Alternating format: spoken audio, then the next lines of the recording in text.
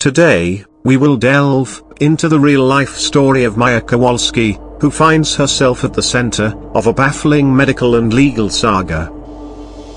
Join us as we unravel the complex and heart-wrenching tale that challenged the very foundations of medical ethics and child protection. But before we start, if tales of mystery and intrigue captivate you, don't forget to like this video, subscribe to our channel, and hit that notification bell. Stay with us as we uncover the stories that lurk in the dark corners of our world. On July 4, 2015, in Venice, Florida, the Kowalski family's day started like any other holiday. Maya Kowalski, a devoted mother and skilled nurse, moved around the kitchen, preparing breakfast. Through the window, she watched with a smile as her children, Maya and her younger brother Kyle, giggled and played with sparklers in the yard. Jack Kowalski, Maya's dad and a retired firefighter, was around, lending a hand. As Maya set the table, she couldn't help but feel a sense of contentment, watching her children enjoy the simple pleasures of a holiday weekend. But little did she know, her worlds would soon be devastated. Maya, in the middle of playing, suddenly collapsed. The 10-year-old girl, with blonde hair, blue eyes and a laughter that would light up the room, had suffered a severe asthma attack. It was intense and scary, and Maya knew immediately that they couldn't waste any time. She shouted for Jack, who came running from the garage after hearing the sudden commotion. Jack quickly took out his truck and they rushed Maya to Sarasota Memorial Hospital. After arriving at the hospital, Maya's condition quickly escalated beyond an asthma. She began to feel a severe burning sensation in her legs and feet. In the following weeks, the situation worsened.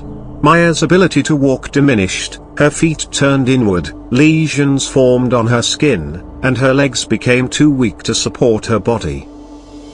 At night, the house was filled with the sound of Maya's cries of pain.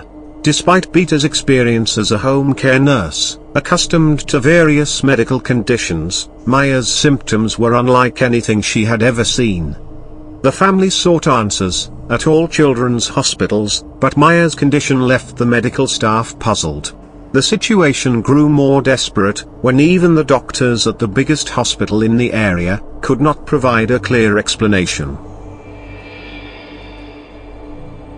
But hope soon appeared, when one of Maya's patients, who had a child with an acute pain condition, recommended seeing Dr. Anthony Kirkpatrick, who specialized in studying complex regional pain syndrome, or CRPS. The family, grasping for any possibility of relief for Maya, decided to consult with him. CRPS is a disorder shrouded in mystery and complexity. It often starts after an injury or trauma to a limb, leading to chronic pain, heightened sensitivity, stiffness, and even muscle atrophy. When Dr. Anthony Kirkpatrick examined Maya, he diagnosed her with CRPS. He presented the parents with a potential treatment option that seemed promising yet unconventional: ketamine infusions. Though commonly known as a club drug that alters sensory perceptions, ketamine is also an FDA-approved anesthetic used in emergency rooms for various medical applications. Dr. Kirkpatrick explained that CRPS patients often have high levels of glutamate, an amino acid, and ketamine could help by inhibiting its effects on the nervous system. Jack and Maya were initially hesitant. The idea of using a drug known for its recreational use was daunting. But desperate for a solution to relieve their daughter's unbearable pain, they considered Dr. Kirkpatrick's recommendation seriously. Maya, utilizing her medical background as a nurse, spent days researching ketamine, its uses, and its potential impact on Maya's condition. After careful consideration and thorough research, they decided to proceed with the ketamine treatment, hopeful that it could offer Maya some much-needed relief. Determined to alleviate Maya's suffering, they took Maya for ketamine infusions, a demanding routine both emotionally and financially. But these sessions were costly, running $10,000 for each treatment, a sum not covered by their health insurance. To afford this, Beta took on extra shifts, and the family even sold a rental property. Despite the financial strain, they were committed to Maya's treatment. Over time, the treatments began showing positive results. Maya, who still required a wheelchair, started to make significant progress. Her feet gradually straightened, the painful lesions healed, and her pain seemed to subside. But on October 6, 2016, Maya's treatment took a sudden turn when she developed severe abdominal pain. Jack rushed her to All Children's Hospital, where Beta joined them. Discussions with the medical staff about Maya's care, particularly regarding ketamine, turned heated. Dr. Sally Smith, a child abuse specialist, was skeptical of the family's insistence on ketamine. Despite Beta's detailed explanation of Maya's condition and the family's challenges, Dr. Smith questioned the necessity of the treatment. She reported her concerns to the Department of Children and Families, suggesting a potential case of child abuse.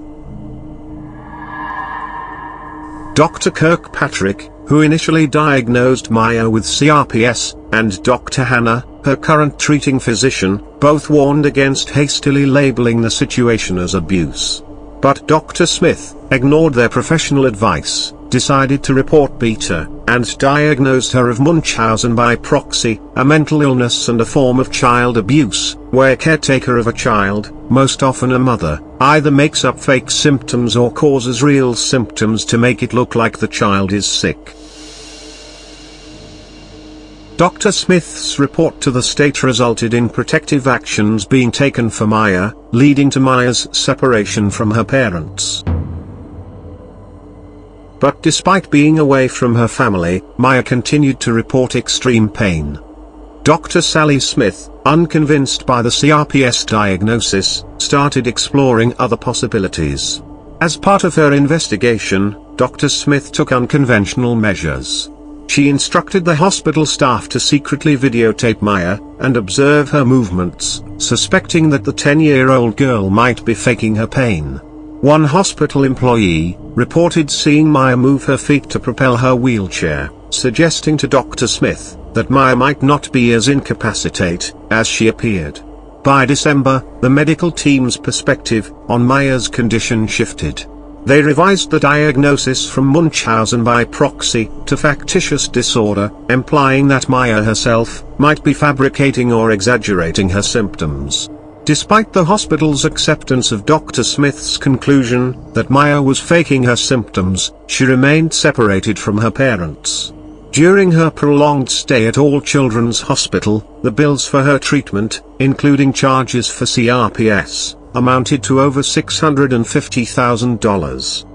Maya's parents, seeking to regain custody of her, hired a lawyer, and faced the challenging dynamics of family dependency court. Beta even offered to move out of their home, if it meant Maya could return.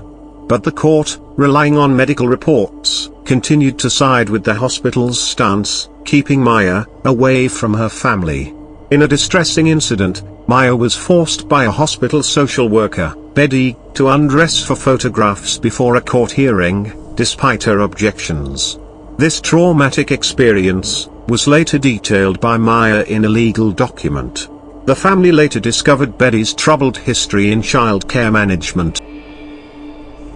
After the court denied Maya's request to see her mother, the Kowalski family returned home, deeply distressed.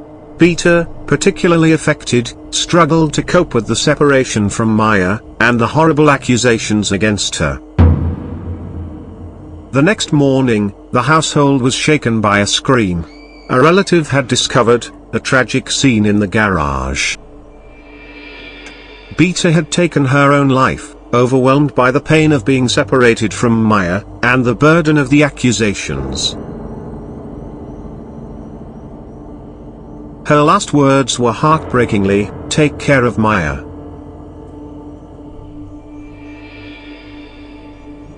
Maya's life during these months was confined to the hospital, missing out on normal childhood experiences and holidays. At a court hearing, her simple requests to speak to the judge and hug her mother were denied, underscoring the emotional toll of her situation. In the aftermath of Peter's tragic suicide, Maya was informed of her mother's death in a private room at All Children's Hospital, joined by her father, brother, and their priest. The family shared a moment of profound grief. Meanwhile, the hospital staff's response to Peter's tragic death was marked by a lack of sensitivity, with some suggesting that she indeed struggled with mental health issues that ultimately caused her to take her own life. However, contrary to these assumptions, Peter had no history of mental illness or depression, as confirmed by a psychologist's evaluation during the DCF investigation. In response to the prolonged and traumatic ordeal, the Kowalski family filed a lawsuit in October 2018 against All Children's Hospital, DCF, Suncoast, Dr. Sally Smith, and social worker Betty for various charges, including battery and false imprisonment. Determined to seek justice, the Kowalski family filed a lawsuit against Johns Hopkins All Children's Hospital. In a landmark trial in 2023, the hospital was found liable on 7 counts, and the Kowalskis were awarded over $261 million. The jury's decision underscored the missteps in Maya's treatment and the hospital's handling of the case.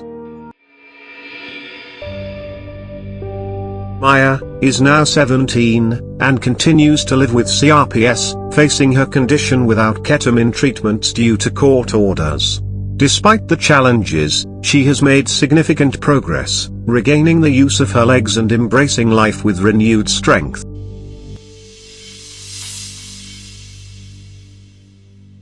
The Kowalski family's story is a powerful reminder of the complexities of medical treatment, the importance of understanding rare conditions, and the profound impact that legal and medical decisions can have on families. This story has been adapted into a Netflix series, titled Take Care of Maya, bringing wider attention to the family's ordeal.